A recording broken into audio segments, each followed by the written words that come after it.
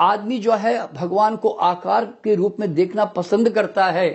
इसीलिए भगवान बुद्ध और महावीर के 500 साल के बाद सबसे ज्यादा मंदिर मूर्तियां बनने का कारण भी यही है। तो लेकिन ये गलत नहीं है, बल्कि हम इसको एक नर्सरी क्लास की आवश्यकता कह सकते हैं। जैसे एक नर्सरी क्लास में एक बच्चा जब खिलौनों के साथ खेलता है तो आप ऐसे थोड़ी कहोगे पागल कहीं का, अकल ही नहीं है, सारे दिन खिलौनों के साथ खेलता रहता है। आप क्या कहोगे, अरे भाई साहब अभी बच्चा है, नादान है, ना समझ है, अभी खेलने की उम्र है, खेलेगा ना। जिस दिन इसको समझ आ जाएगी, मैच्योर हो जाएगा, उस दिन ये खिलौने छोड़ देगा। तो दोस्तों, जब तक आदमी जो है मैच्योर नहीं होता, वो खिलौनों में ही उलझा रहता है।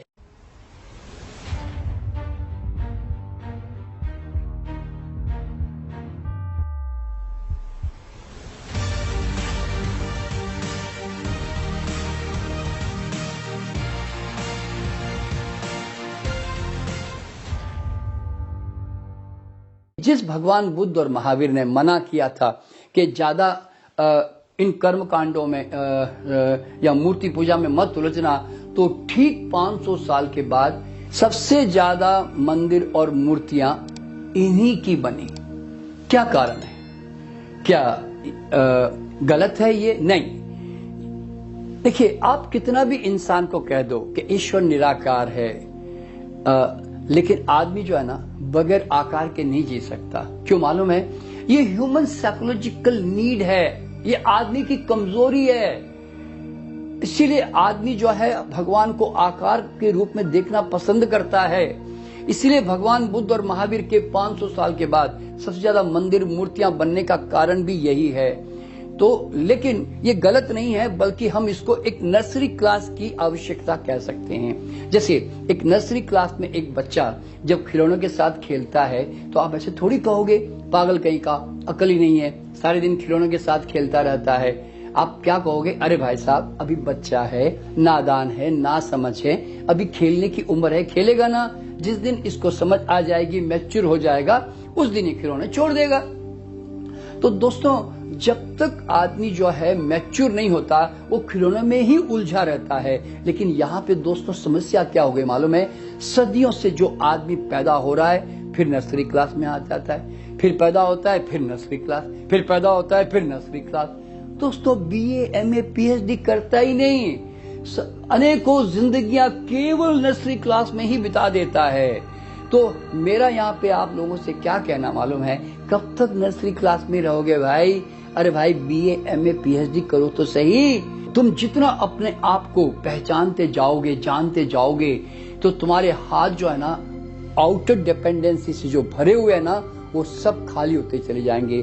ये सारे रुद्राक्ष, ये क्रिस्टल्स, ये जैम, ये यंत्र तंत्र मंत्र, दवाएं, ट्रीटमेंट, कई तरह के टोटके, कर्मकांड, ये सब आपके हाथ से छूट जाएंगे।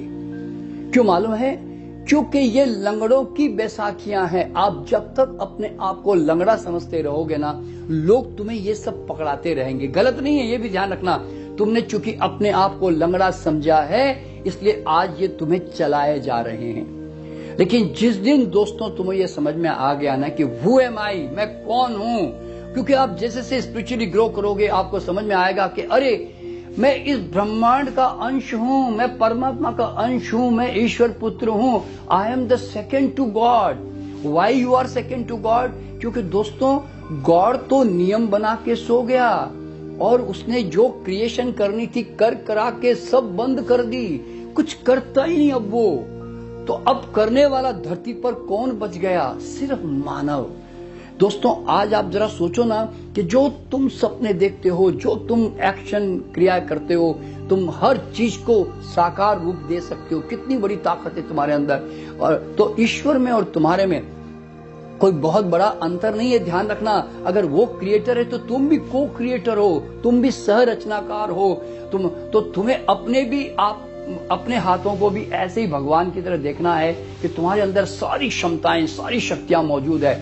तो तुम्हारे जैसे ब्रह्मांड के इतने बड़े मैग्निफिसेंट, भव्य जो व्यक्तित्व को ये जमीन से निकले हुए पत्थर के छोटे छोटे पुखराज के नीलम के टुकड़े, ये पत्थर के टुकड़े तुम्हारे जीवन को चलाएंगे।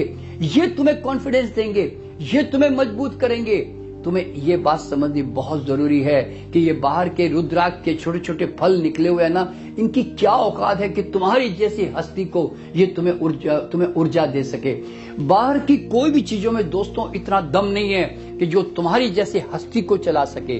तो इसलिए मेरा कहने का मतलब क्या मालूम है, पहचानो अपने आप को कि तुम स्वयं ब्रह्मा हो, तुम स्वयं विष्णु हो, तुम स्वयं जो है शिव हो। यानी कि तुम्हारे अंदर रचना की भी क्षमता है, तुम्हारे अंदर विध्वंस की भी क्षमता है, तुम्हारे अंदर पालन करने की भी क्षमता है। यानी कि you have all the powers with in you.